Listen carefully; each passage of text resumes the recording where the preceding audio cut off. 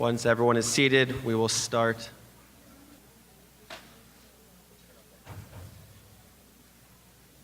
Ladies and gentlemen, please rise to welcome the class of 2014.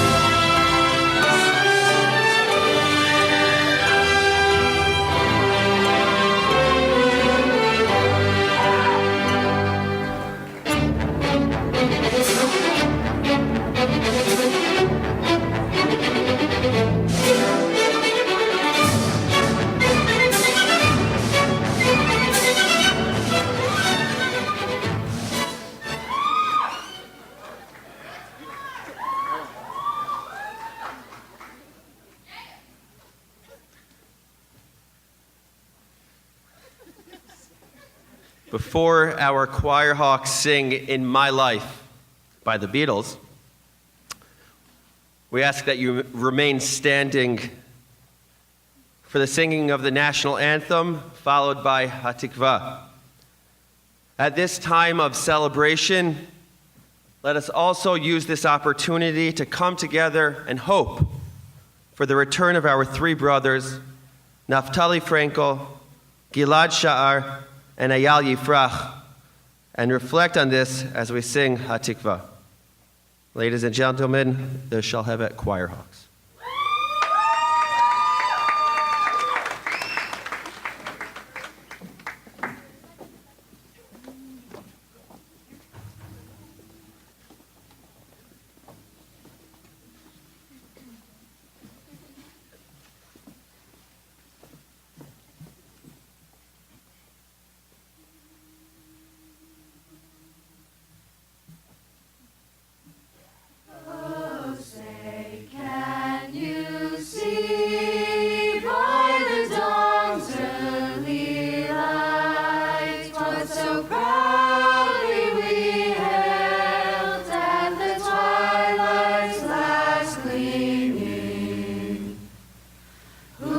Stripes and bright stars through the perilous fight.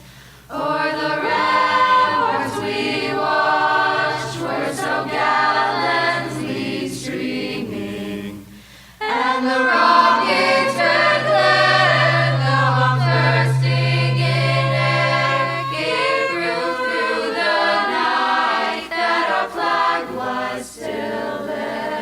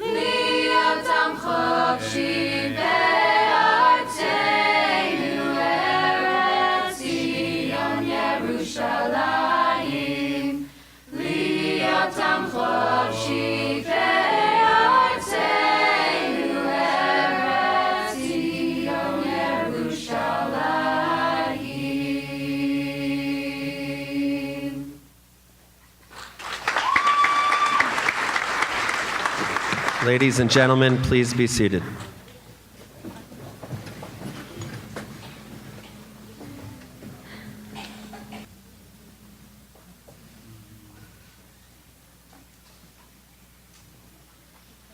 There are places I'll remember all my life, though some have changed, some forever, not for better. Some have gone and some remain. All these places have their moments with lovers and friends. I guess I could call some are dead and some are living. In my life, I love them all. Do do do do do do do ah.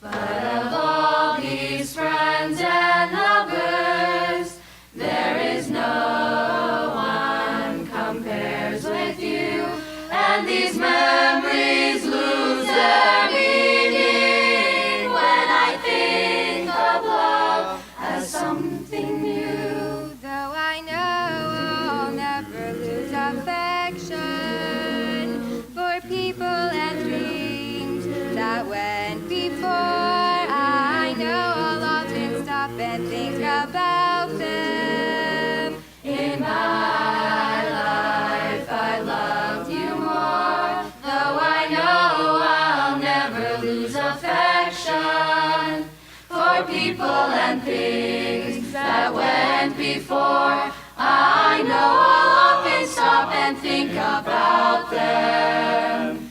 In my life, I love you more. In my life, I love you more.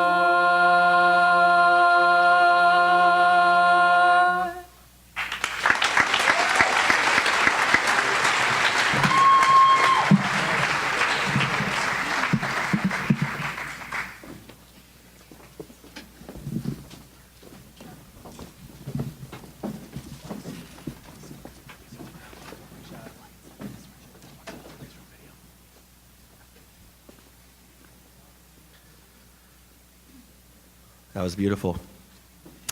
Rabbis, parents, Gene and Jerry Friedman, board members, faculty, ladies and gentlemen, welcome to the Shalhevet class of 2014 graduation.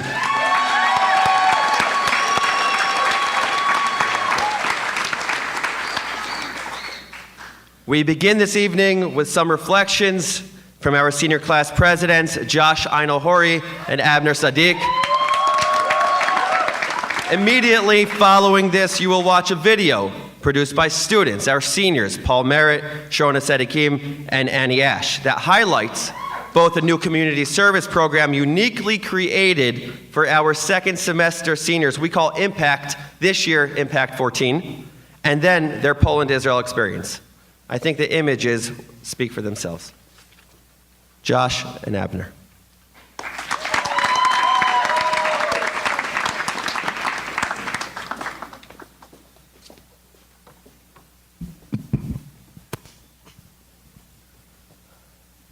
Can you believe it, Abner? It feels like just the other day we were having our freshman orientation barbecue. It's hard to believe 4 years have gone by that fast. I remember it like it was yesterday, the hardships of being a freshman. We were so small, so naive, so not ready for the real world. We might not have been ready for it then, but I know we are definitely ready for it now. For most people, graduating high school is a way of culminating the past 4 years of their lives. For us, it is very different. 10 of us, a third of our grade, have been at Shalhevet since middle school, and even longer.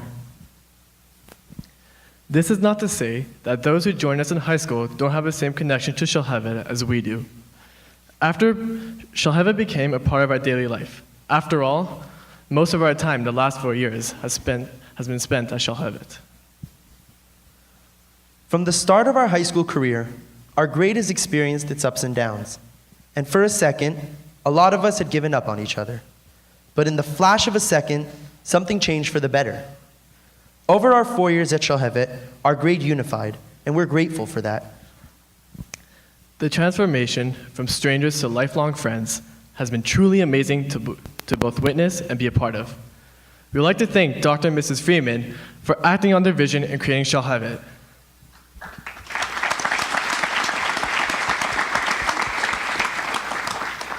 Many people commend you on creating Shalhevet, including us. But I would like to commend you on carrying out your visions and goals. To be a part of your vision and to help make it come true is inspirational. And I hope to one day accomplish my goals and inspire people as you have done for all Shalhevet students. We would like to take this time to thank our one-of-a-kind teachers. Over the past 4 years, you have guided us along our transformation from infant-like freshmen to outstanding seniors we are today.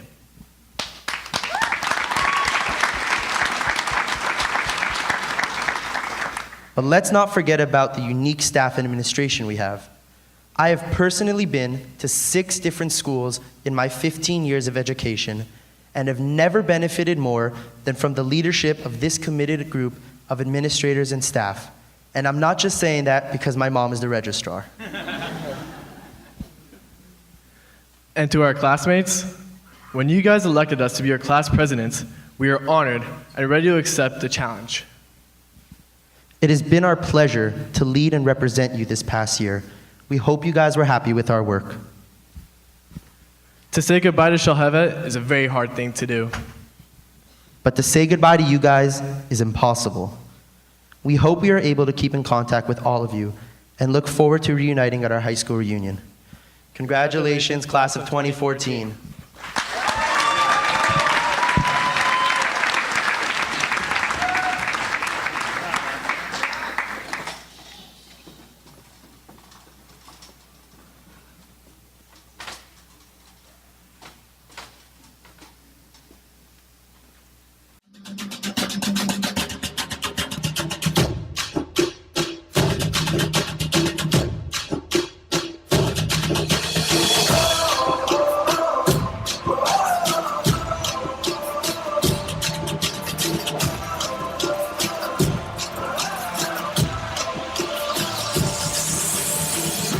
Sometimes I lay under the moon. I thank God I'm breathing. As I pray, don't take me soon, cause I am here for a reason. Sometimes in my tears I drown, but I never let it get me down. So when negativity surrounds, I know someday it'll all turn around, because all my life I've been waiting for, I've been praying for the people to say that we don't want to fight no more. There'll be no more, and our children will say.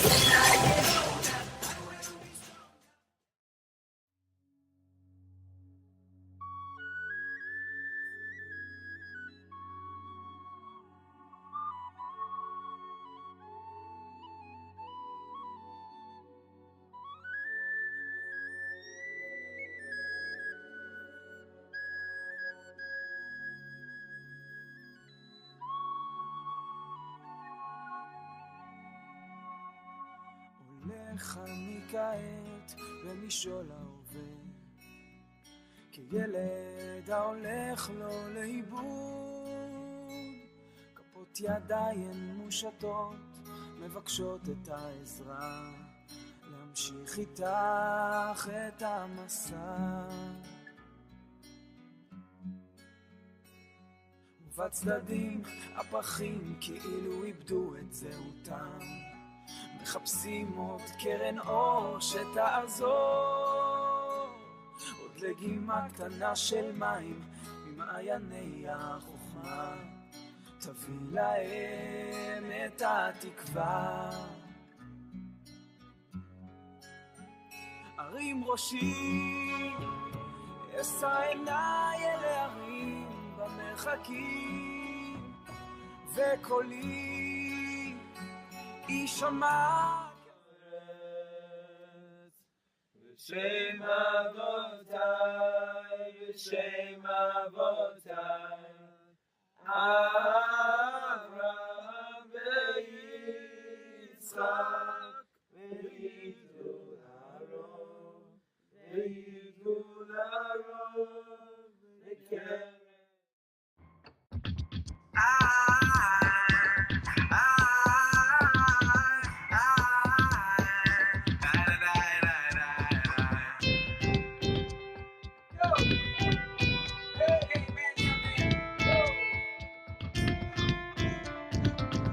Everybody got their heads in the clouds, heart beating like a train on the ground, high speed on the clock ticking down. Turn around, start over. Epidemic of the world is fear. You try running, but we're all still here. You can't grow nothing when you.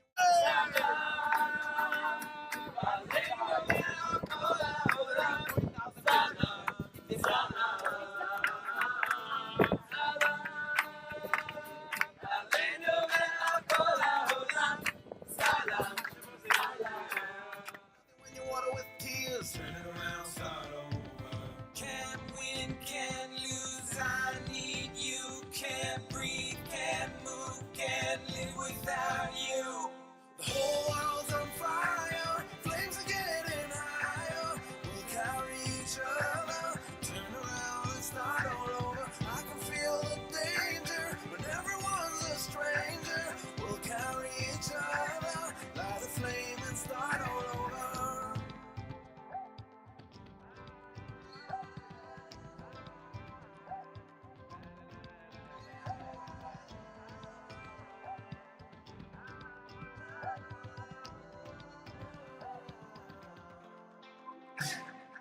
Everybody's got their hands in the pocket, plugged in, tied down to the socket. 3, 2, 1, blast off like a rocket. Turn around, start over.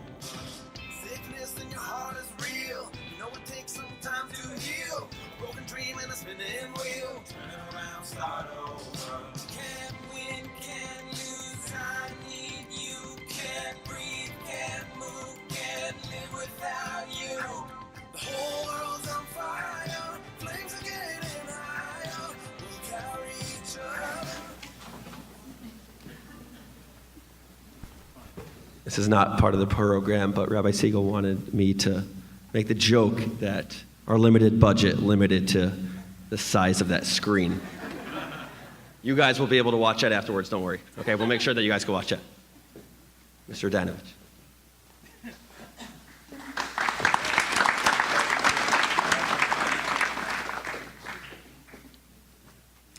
The Valedictorian Award is a distinction that honors students who have distinguished themselves in the classroom and graduated with a top GPA at Shalhevet.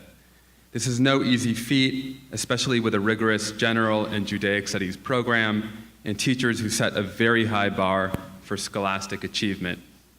This year, Shalhevet is proud to confer the title of co-valedictorian to Liat Bainvol and Tamar Willis.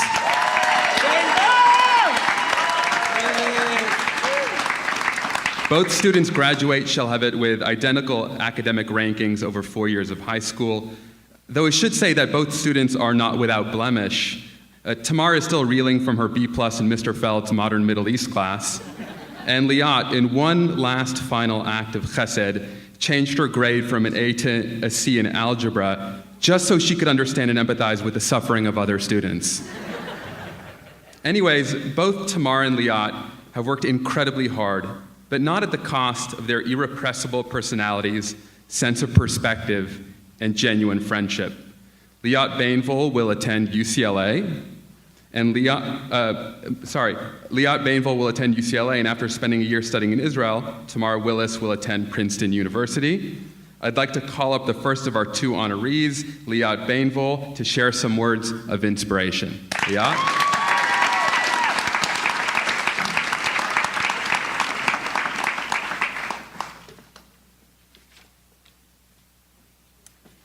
Thank you, teachers, family, and friends, for joining us here today. On the eve of our freshman barbecue, nerves were running high and hearts were beating quickly as a bunch of puny, awkward freshmen explored their halls of their new, or not so new school. I remember standing by the now abandoned and knocked down jungle gym of the former middle school, observing all the new faces, not knowing where or how to start meeting these people. Meanwhile, one of my best friends, who shall remain nameless, was already in the grips of Mrs. Keene and the boiling point, while I sat next to my mom, quietly eating and taking it all in. That night, I went home and cried like Jenny at the end of Say Yes to the Dress. I cried for having to leave my old friends and for fear of making new ones. I cried for my old teachers from whom I'd learned so much and over the anxiety over my daunting new high school teachers. I cried for the fact that it was my time to move on, but I mostly cried out of fear for moving forward. After my 4 incredible years at Shalhevet, as I get ready to move forward once again, I feel excited, prepared, and motivated to take on new challenges at UCLA. But of course, I will still miss the cereal-stained halls and the throw away your hammer song that closes out each week.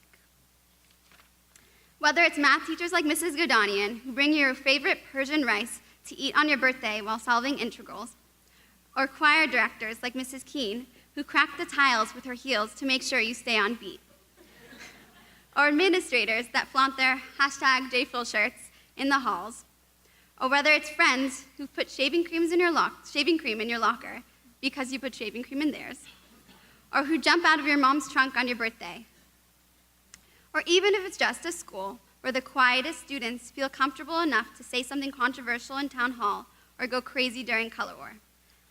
I know I will inevitably cry because it's my time to move on, but I will have these absurd and important memories that shaped me as a person as I move forward. I'm not the same girl that I was at that freshman barbecue. Back then I was quiet. Now I'm a little less quiet. Back then I went to Jonas Brothers concerts. Now my taste in music is much more sophisticated and I listen to country music and show tunes. Back then, I had no clue what I wanted to do when I grew up, except for the fact that I did not want to be a doctor. Today, I'm pre-med. I think all of us have undergone a similar evolution. We've learned to speak our minds and speak up when something's wrong. We've all learned in our own ways to accept our weaknesses and learn from our failures. We've also learned how to succeed and be humble. We've learned to take risks. Just 1 short week ago, we sat in our hostel in Jerusalem as the second day of Shavuot came to an end. During one of our various nights of singing on the Poland-Israel trip, I listened to what would soon become the song of the trip, Vezakeni, and I thought about my high school experience coming to an end. The song goes, Vezakeni legadal banim uvnei banim, chachamim unevonim, ohavei Hashem yireh Elokim, anshe emet zera kadosh b'Hashem dveikim. May I merit to raise children and grandchildren who are wise and discerning, who love Hashem and fear God, men of truth, holy seed, clinging to Hashem. Umerim et ha'olam, b'torah u'ma'asim tovim, u'v'chol malachet avodah haboreh. And who illuminate the world with Torah and good deeds and all the work of serving the Creator. Whether you feel connected to God and Judaism or not, this song applies to every Shalhevet student. It's a parent's or a teacher's wish that we all grow up to be good people and who do good deeds and illuminate the world with our presence. I think we were all scared on the night of the freshman barbecue. Maybe myself more than others, but look how well it all turned out. Shalhevet has shaped each and every one of us, not only into learned students, but also into people who know how to illuminate the world. Knowing that, I will not cry from fear of moving forward, but I will hope for an experience just as good as the one I've had at Shalhevet. And now it's time for the bat mitzvah part of my speech. Thank you first and foremost to my parents, Abba, for asking me to teach you what I was learning about in math and science and always encouraging me to continue studying, and Ima for always listening and offering advice when I went on neurotic rants about grades in school. Thank you to my phenomenal friends for commiserating with me in those rants and making the rest of my time at school so much fun. Thank you to Mr. Danovich for helping me with my speech and making sure I didn't get too cliche. And lastly, thank you to every single administrator, teacher, and staff member at Shalhevet. Without each and every one of you, the school would not be the warm, intellectually challenging, inspiring, and amazing place that it is. To my classmates, congratulations. We did it. Thank you.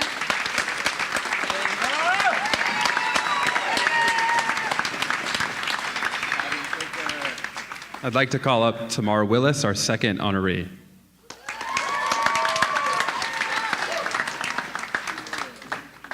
Congrats, Leon. You're amazing.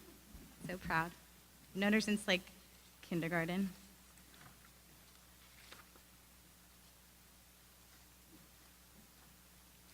I'm so honored to be speaking to you all today, representing my senior class. Honestly, I seriously considered using Elle Wood's valedictorian speech from the movie Legally Blonde, but after reading it, I realized we don't have much in common with Harvard Law's class of 2004. So I actually wrote this myself. Here it is. If someone asked me to describe our grade in one sentence, I would say, we simply do not submit ourselves to reality. Allow me to explain. As I reflected on the past few years with you all, I kept thinking about how far we've come. We were always known as the grade with an eclectic bunch of kids thrown together into a not-so-cohesive group. We had our cliques, and we were comfortable with them. As one famous author would put it, we became masters of 107, not branching out. And as the years went on, our size decreased until it was clear that the graduating class of 2014 would be a measly 29 students. On top of our apparent discordance, we were now bound to lack a strong presence because of our small number. That's when people started saying that we weren't going to be good seniors, that we weren't intimidating enough, that we couldn't lead the school. And the truth is, I don't think we expected much from ourselves either. The odds were completely against us, which naturally affected our mindset. We wanted to prove everyone wrong, but couldn't help falling into that mindset ourselves. As the year went on, though, we realized that we could prove them wrong, and we did. We planned killer activities and proved our worth. Agenda, SAC, debate, the boiling point, our sports teams, especially girls basketball, and so many other clubs and teams flourished under our leadership. Fairness would have been impeccably just had only people brought cases. Our senior prank went down as one of the best in history, as I've been told. We snatched our freshman buddies back in October and planned a crazy fun night filled with silly string, water balloon fights, and icebreakers. We bonded with underclassmen on the school-wide Shabbaton.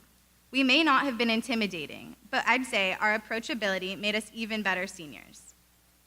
Thinking about the legacy we're about to leave behind, it became clear to me that we are a microcosm of the Jewish people. Like our grade, the Jewish people is tiny, only 1/5 of 1% of the world. But our nation has persisted, even in the face of those who wanted us destroyed. This past week, we returned from the Poland-Israel experience, where we visited the very sites where the Nazis attempted to annihilate the Jews.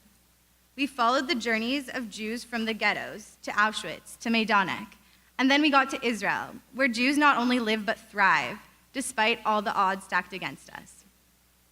The story of the Jewish people is that we have never submitted ourselves to reality. Reality would suggest that yes, we were small, incohesive, and unintimidating. But like B'nai Israel, we didn't submit to reality. We created our own reality, despite the fact that no one believed in us. As soon as we walk out of this room, we'll be thrust into a world filled with obstacles and challenges and glass ceilings and people who don't believe in us, people who see weakness where we see strength. My charge to you is to not submit yourself to reality. Change reality. We are a stiff-necked people. This is often considered an insult, but consider it a mark of our destiny. Don't let what people think of you affect who you actually are and the things you are capable of. Instead, change their perception of you. Prove them wrong. Subvert the reality. We've done it before, and we will do it again. Thank you.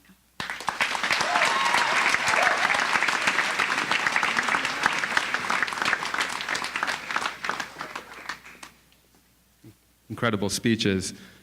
A school has many different goals: develop critical thinking skills, prepare students for college, make them good writers, help them excel in the sciences, give them co-curricular opportunities, offer a Calc BC class, provide innovative learning experiences, incorporate 21st century skills, help students speak well, bring distinction to the school, prepare kids for the future, engage kids in the present.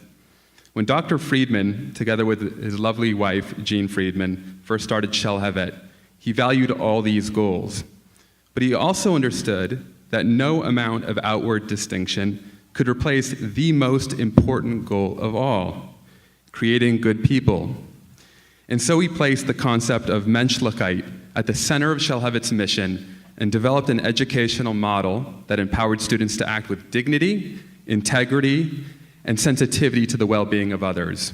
He created a cultural, academic, and religious framework that made moral reasoning and selfless leadership cool and the guiding principle of everything we do in the classroom, in the community, and during town hall. In Yiddish, a mensch is defined as someone to admire and emulate, someone of noble character. Here to present the Shalhevet Menschlichkeit Award are two fantastic mensches, Dr. Jerry Friedman and his wife, Jean Friedman.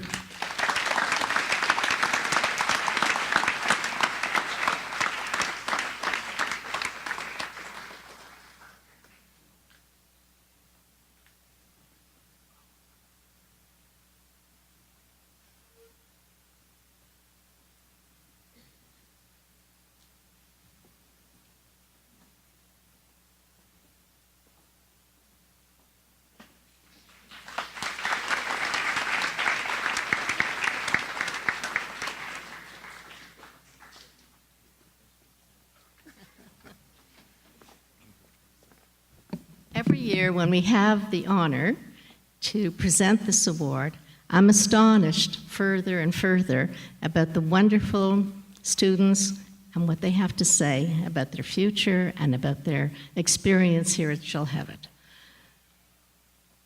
This Mensch Award that Jerry and I will be giving to a wonderful student, I have some words here that were written by Noam Weissman, and Jerry will continue. It's never easy to define exactly what makes a mensch. You definitely know one when you see one. This young man is self-searching, helpful, and most importantly, very warm. He's so clearly a mensch. He cares about others. He has the patience to learn from others. He never thinks he's better than anyone else, and he's the first one to offer his hand and his help. This gentleman may come off as reserved initially, but has so much to say. Often when someone has so much to say, it is possible he or she may say something that perhaps is insensitive, but not this young man. He is the paradigm of what it means to be a Shalhevet student. Stand up, speak, but first and foremost, listen.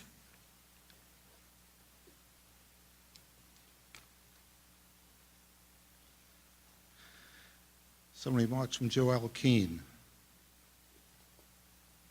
When writing for The Boiling Point, he challenged students and administration alike to be their best, while also finding positive things about both that maybe no one else had noticed. In choir, he always went the extra mile when putting together original arrangements with Natalie on his own, or meeting lunchtime with newer members to help them with their hard parts, or staying late to help them put the music away. He never complained. He has absolutely no sense of entitlement. He's much more concerned about what he can contribute than what he can get out of it. And this has underpinned 4 years of kindness, selfish dedication, and thoughtful leadership at Shalhevet. Before announcing this award, which we are very proud to do, I would like to also congratulate this class, this wonderful class of 2014. I go back a long way with this school. But I just wanted to remind you that what these kids go through with the dual curriculum, because we seem to take it for granted, a dual curriculum is difficult. It's not something that you can just go home and say, oh, we're going to play baseball and so forth. They go home and they have to study. They have extracurricular activities that they all get into. It's really a difficult task, and therefore they really deserve the applause that they get and the congratulations they get. On top of this, as Roy has just stated, we've given them something with all the difficulties. We've given them a wonderful environment, an atmosphere that's warm, caring, supportive. And so it seems that we have tried all the way through these 4 years, and with some of them longer, to develop their Menschlichkeit. And therefore, when one thinks of a whole class being mentioned and one individual being chosen by the staff of saying this individual has really reached the path of perfection. And I'd like to therefore we would like to award Benjamin Galazes.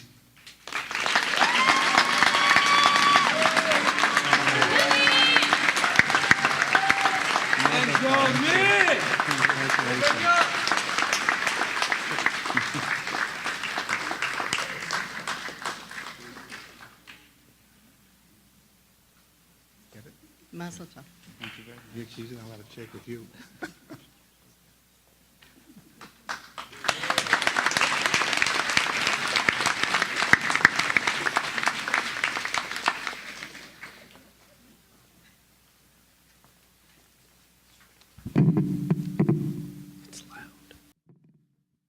Each year, Each year, our seniors choose a faculty member to give the faculty charge. This year, students chose a beloved teacher, Mr. Christopher Buckley.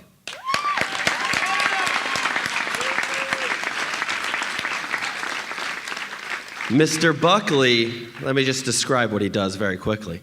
Mr. Buckley teaches math, science. He leads our award-winning debate program, flag football teams, and most importantly, he's here Friday afternoons playing Dungeons and Dragons with the kids. It's not most importantly. It is my pleasure to call up Mr. Buckley.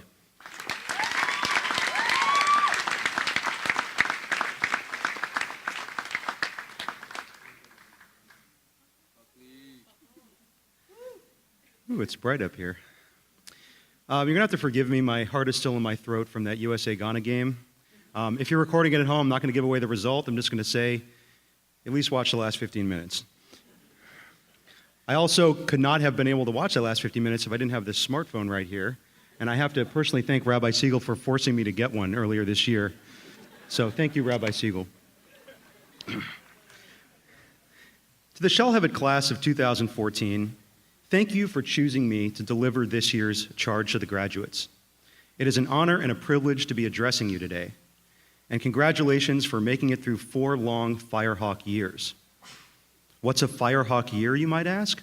Well, I'll tell you.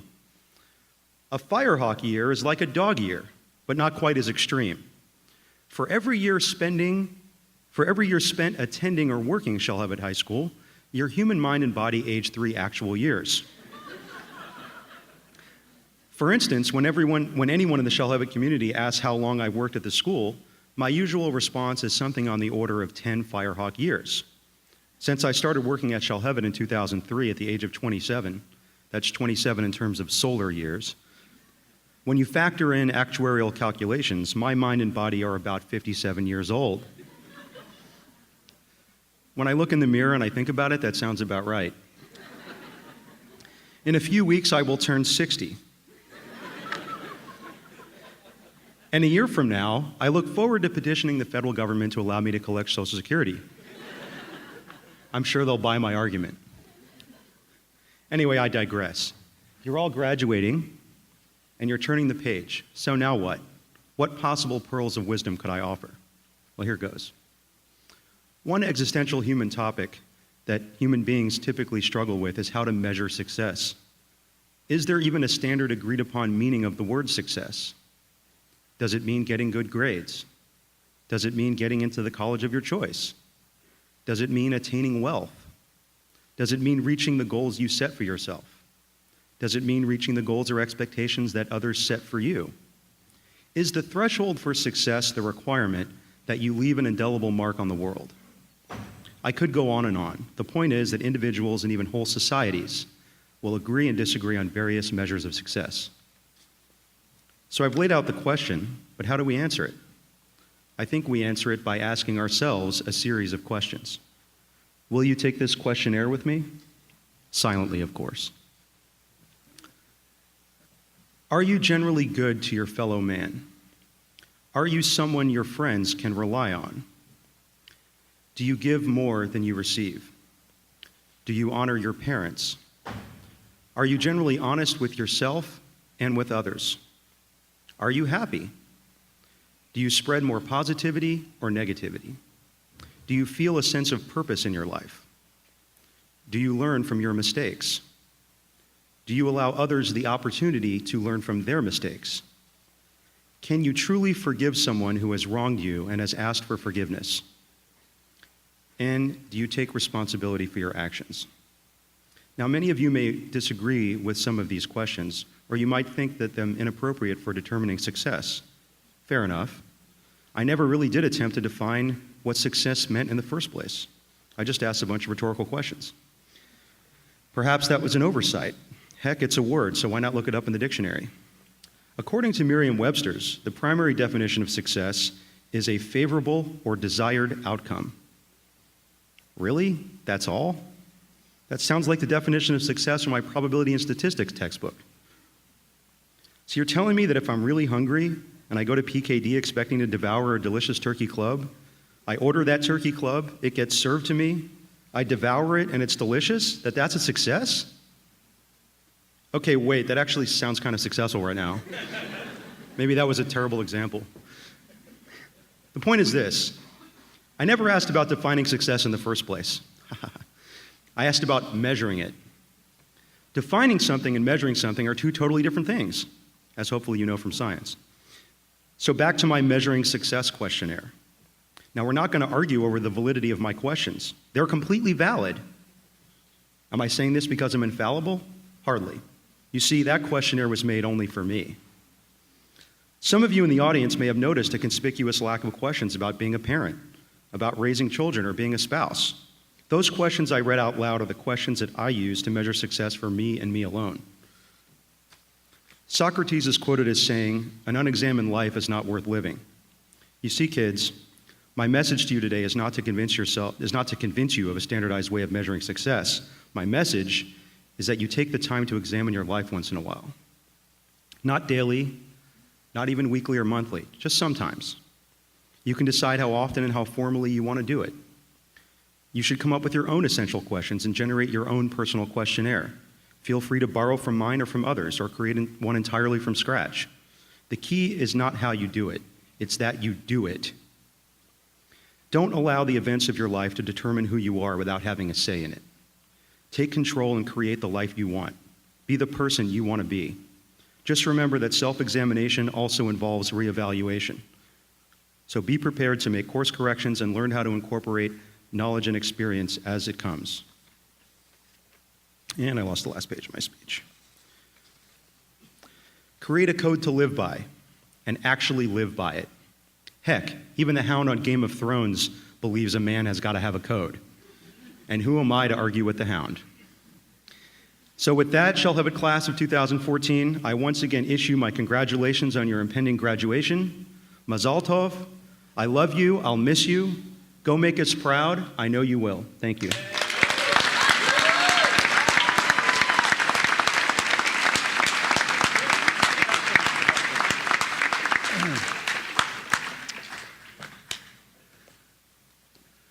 Mr. Buckley, thank you for those beautiful words. Mr. Buckley is right. I did force him to get a smartphone.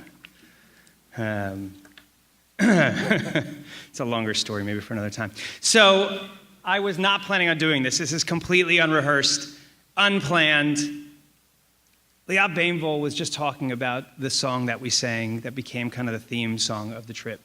It's an incredibly beautiful blessing to give to our children as they're graduating. It's the bracha that traditionally women, after they light candles on Friday nights, say, and as a hope for our kids. So No plan, and if you leave me up here hanging, it'll be really awful, which could be payback for quite a bit. So I understand that. I'll ask that you pay me back a different way. I'm actually going to try singing it right now. You guys are welcome to join me. I'd love if you join me. Ready? Yosef, you're in. If you know it in the audience, sing along with us. V'zakeini legadel banim uvnei banim chachamim unevonim Ohavei Hashem yirei Elokim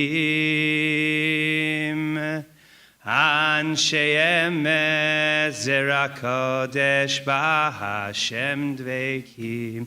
More of you know it than are singing. Oy v'zakeini legadel banim uvnei banim chachamim unevonim Hoy o ashlei Hashem yirei Elokim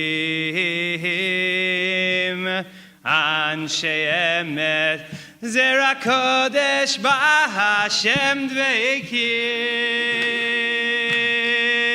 Umeir mesa olam batorah u'masim tov Hayu v'chom v'leches avodas haborei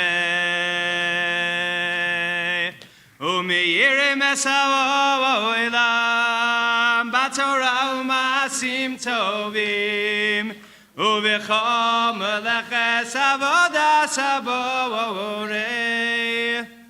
All right, it's worth a shot. Joseph, could you help me move this? I'm going to speak to you guys from the side so I can see you this a bit. Thank you. Can you give me the microphone?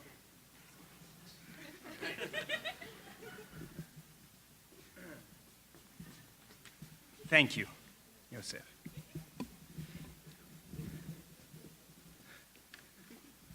First, I wanted to acknowledge Mr. Buckley, who was here actually representing the faculty. As every student in this room knows, and I remember walking on the second day of Yom Tov. Why we kept the second day of Yom Tov, you might ask. It's a separate question. But while we were walking, I asked many of the students to share with me some of the pros and cons of their experience at Shalhevet. And I'll save the cons for a different time. But every single one of them said the pros were that we had the most incredible faculty they had just could have possibly wished for. So I'll ask our faculty, who seem to be congregated right over here, to stand up. I see all of you. You need to stand up.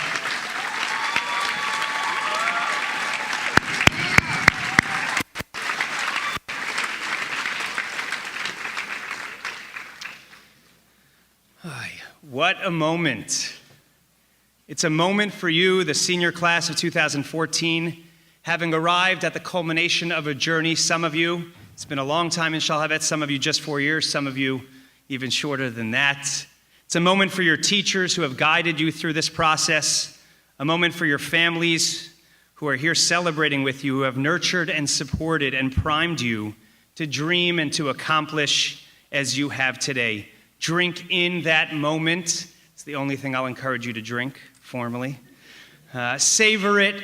Be proud of your accomplishments, of what you have achieved together as the class of 2014.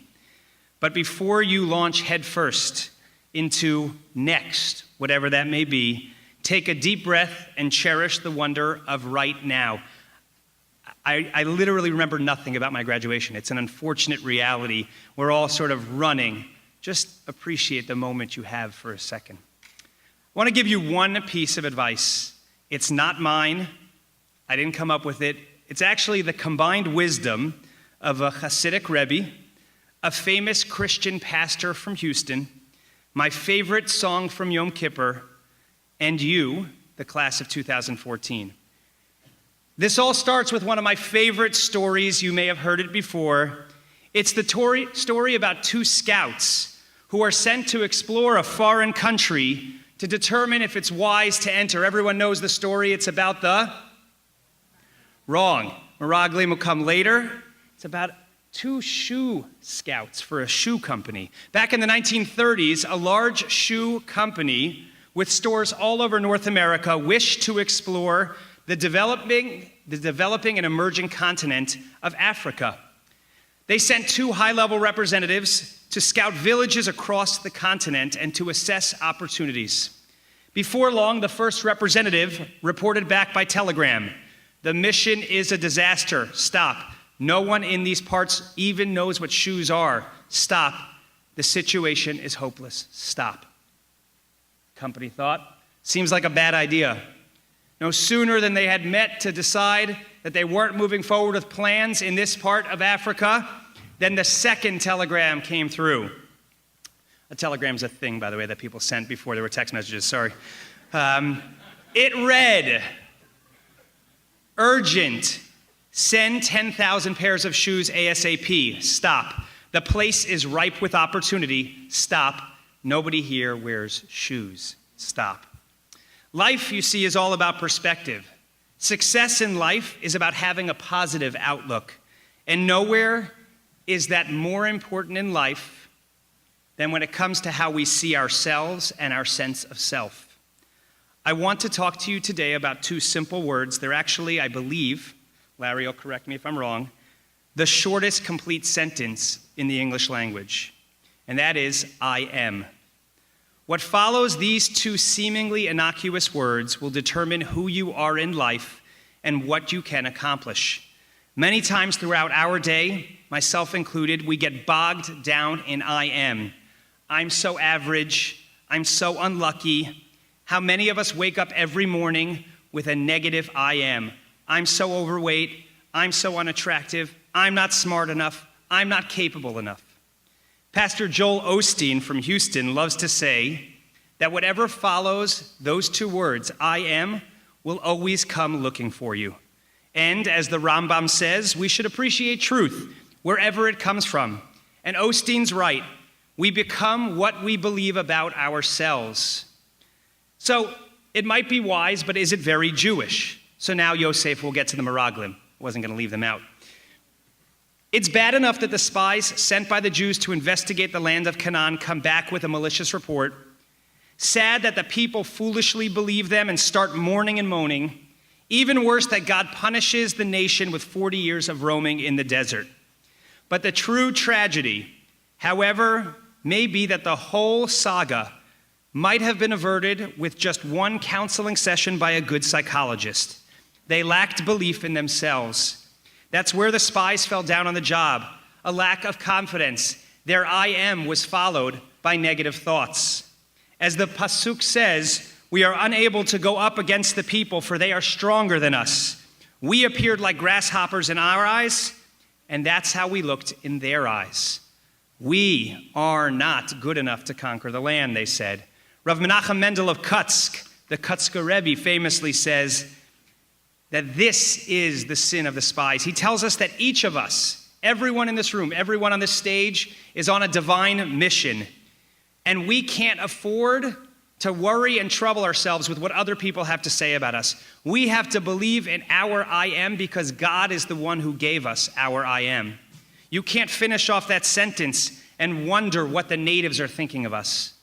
As you go out into the world, Tamar shared this with you, go out with a positive I am. I can do this. We can be that. We spend way too much time in our lives worrying about what others think about us. And we turn those negative I ams, and those I ams end up coming true. They become our reality. We drown in negative I ams. You know, most of us would never go up to another person and blatantly criticize them.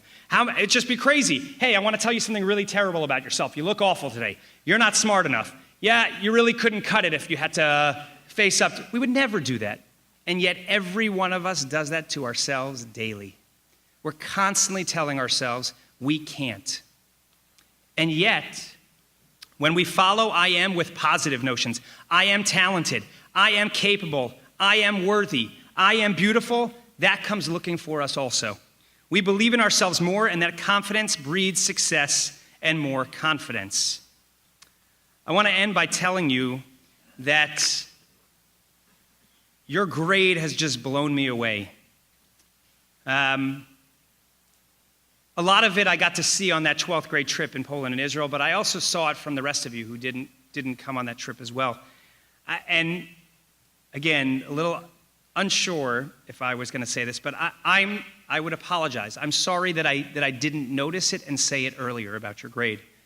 I hope that as I say it to you now, you'll be willing to accept my acknowledgement that maybe I should have said you are, my version of I am, but you are to you earlier.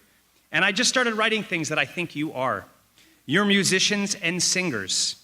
You're Zionists. You're writers. You're debaters. You're athletes, soccer in particular, gentlemen. You're artists and thespians. You're smart. You're talented. You're capable. You're passionate. I remember being on the top of Masada with the group and thinking, it feels like we're in an episode of Glee meets Israel meets like The Amazing Race on the top there. The passion was incredible. You're funny. You're kind. You're tenacious. You're spiritual. You're joyful. And most importantly, and I have never met a class like you in terms of this, you're mensches. You're just good people. You deserve to know that, and you deserve to say that to yourselves every day. I agree.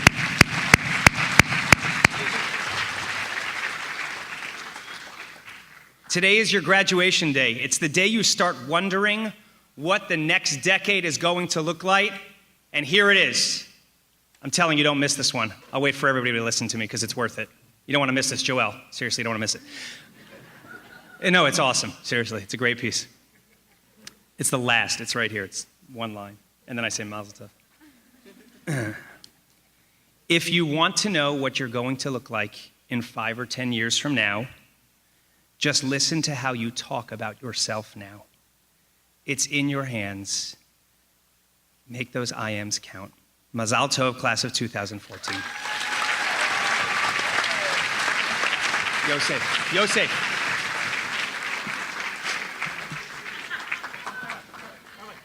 Leave it. Done. Thank you.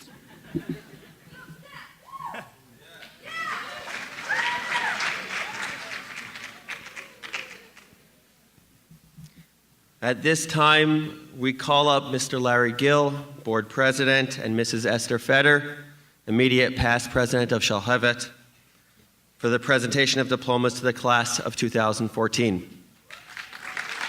We also have a gift, a book by the rabbi you kept on running into in Jerusalem. What's his name? Rabbi Jonathan Sachs, exactly. The Great Partnership, Science, Religion, and the Search for Meaning. Graduates, please rise for the presentation of your diplomas.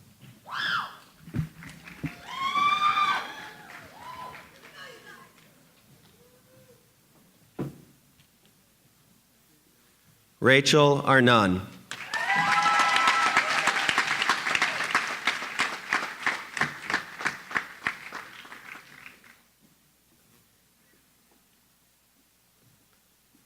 Annalise Ash.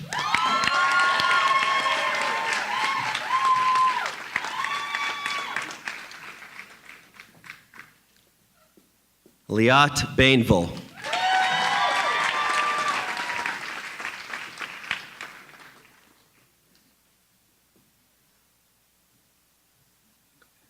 Benny Balaj.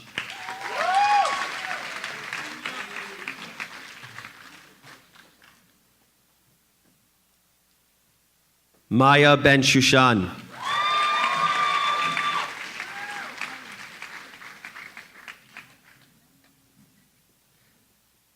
Natalie Dahan.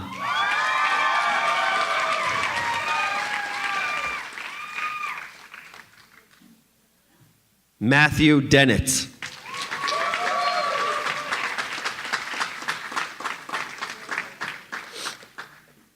Jenny Drazen.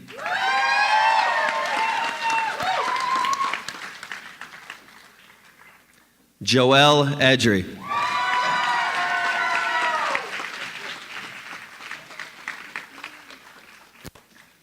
Josh Einelhori.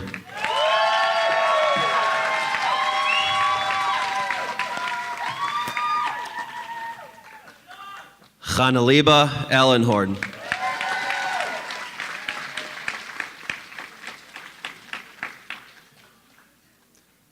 Rebecca Elyasi.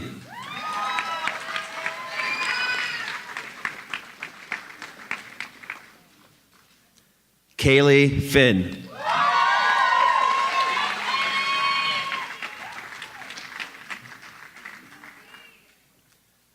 Yarden Harel.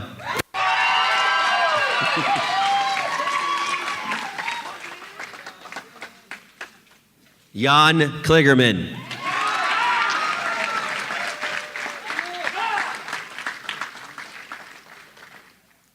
Miriam Layla.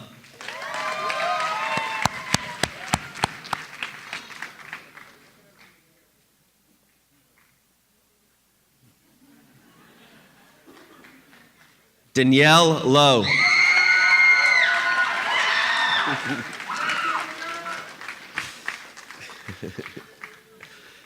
Liat Mena.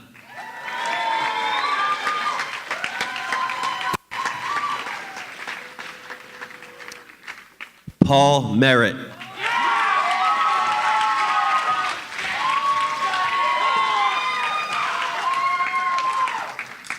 Yosef Nemenpour.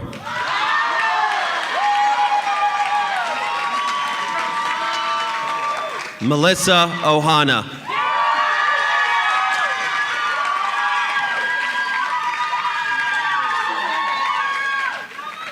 David Ohana.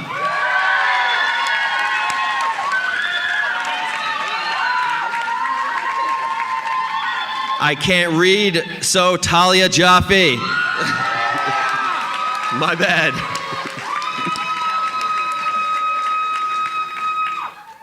Abner Sadiq.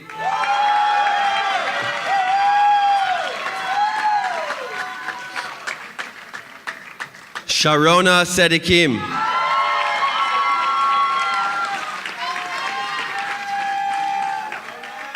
Scott E. Silver.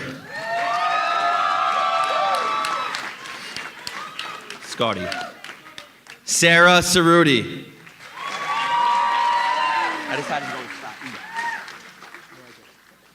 Tamar Willis.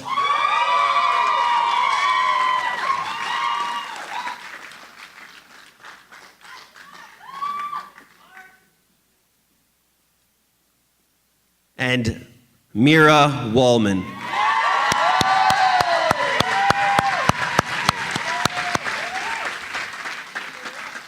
Graduates, please move your tassels from your left side to your right. Parents and family members, rabbis, board members, faculty, students, ladies and gentlemen, it is our distinct pleasure to present to you Shalhevet High School's class of 2014.